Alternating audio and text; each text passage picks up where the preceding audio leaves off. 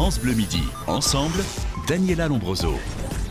Alessandra Sublet, vous avez donc présenté cette saison tous les mercredis soirs, un soir à la Tour Eiffel. C'est la dernière de la saison ce soir. Vous allez recevoir Mathilde Seigner. Vous avez préparé des surprises ? Oh non, pas... Pour la dernière, vous n'avez pas fait un truc ? Non, pas en particulier. On va essayer de mener jusqu'au bout cette aventure qui dure maintenant, depuis plus de 9 mois. Non, il y a en direct ce soir. Oui, comme tous les mercredis pratiquement, vous avez raison. Non, pas de surprise, sauf si on en a fait pour moi. Ça, par contre, je ne le sais pas. Patrice nous donnera le programme un peu. Ouais, on va détailler ça tout à l'heure. À la rentrée, donc, il n'y aura plus cette émission-là, un soir à la Tour Eiffel. En revanche, vous serez présente chaque semaine. En gros, vous gardez la case, mais vous ne savez pas trop ce que vous y ferez, ou vous savez maintenant ? Alors, en fait, nous, ce qu'on voulait, c'est que France 2 nous renouvelle sa confiance et vice-versa. Donc, c'est chose faite. On travaille évidemment d'arrache-pied sur un projet et c'était compliqué de garder la Tour Eiffel, même si c'est un lieu magique, il faut le dire. Moi, je suis provinciale, donc je ne me suis jamais lassée de ce lieu-là. C'est vraiment magnifique.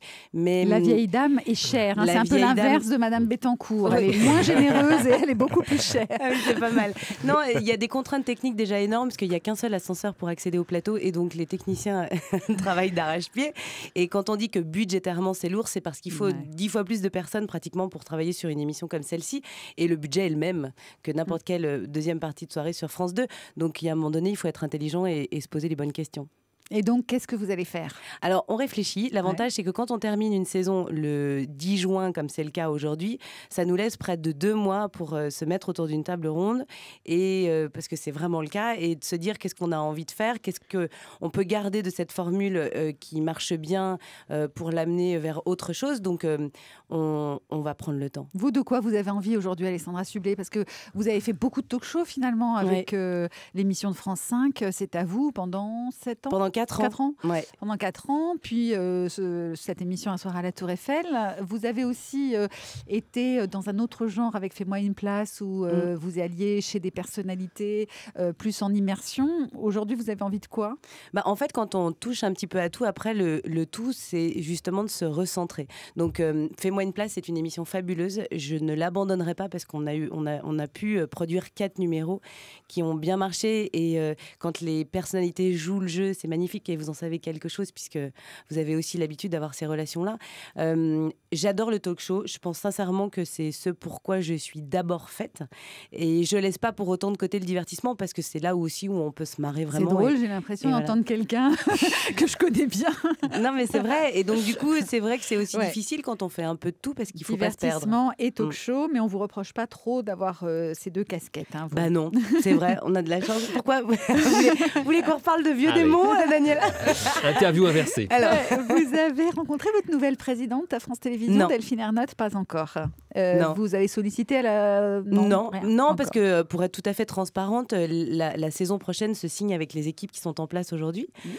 Donc là, vous avez signé pour septembre à juin. Donc effectivement, quand on discute avec l'équipe en place, c'est-à-dire l'équipe qui reste jusqu'au, je crois, 15 juillet à peu près, à savoir Bruno Patino et Thierry Tugier. Voilà, elle prend place le 22 août.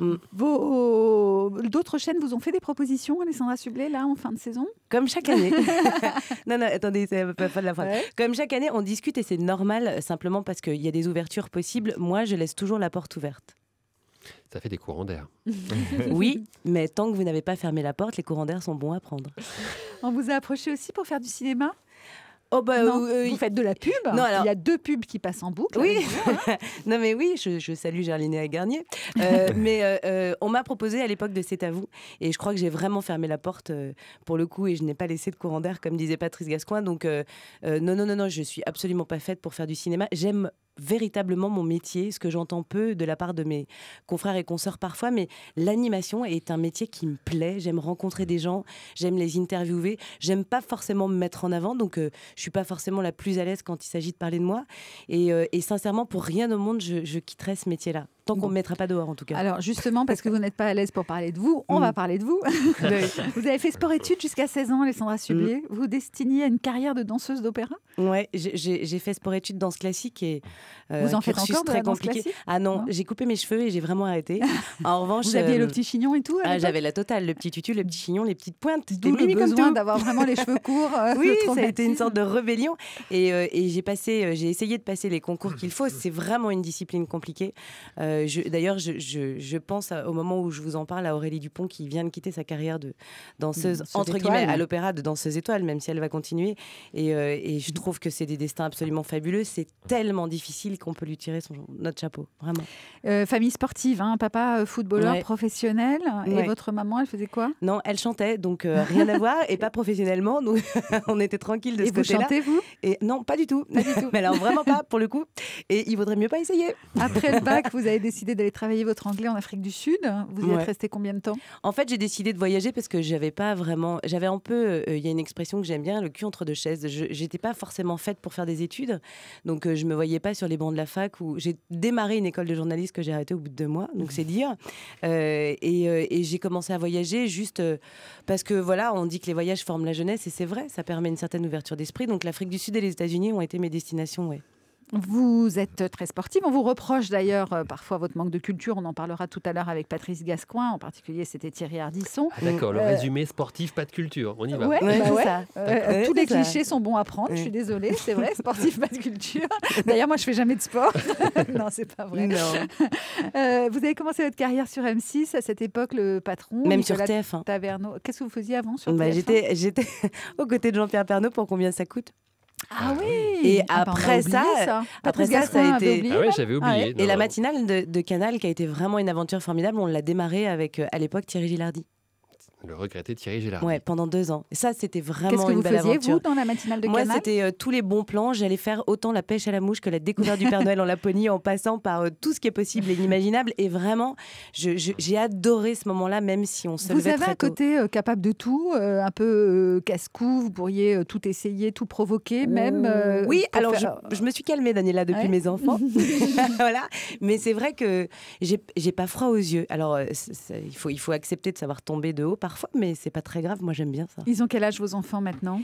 Écoutez, ils ont presque 3 ans et 1 an. Vous avez été élue la femme la plus craquante de la télévision.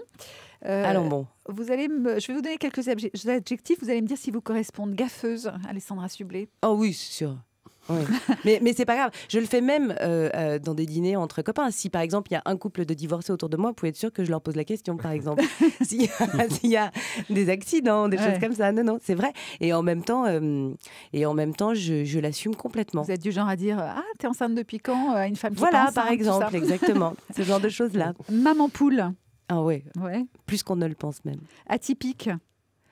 C'est le parcours qui l'est. Maintenant, on est tous différents en tant que personne. Donc, je ne suis pas plus différente des autres, honnêtement. Mais j'ai un parcours atypique. Populaire?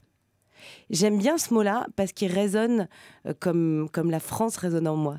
J'aime bien les gens populaires. Je n'ai jamais catalogué des gens dont on peut dire qu'ils sont ringards ou des gens dont on peut dire qu'ils sont branchés. J'aime les gens populaires. Ambitieuse? Oui, moi j'ai pas peur de dire que j'ai de l'ambition. Pour autant, dans ce métier-là, j'ai toujours fait attention au poste que je prenais et à qui l'occupait avant. Et s'il l'occupait pendant, je ne l'ai jamais pris.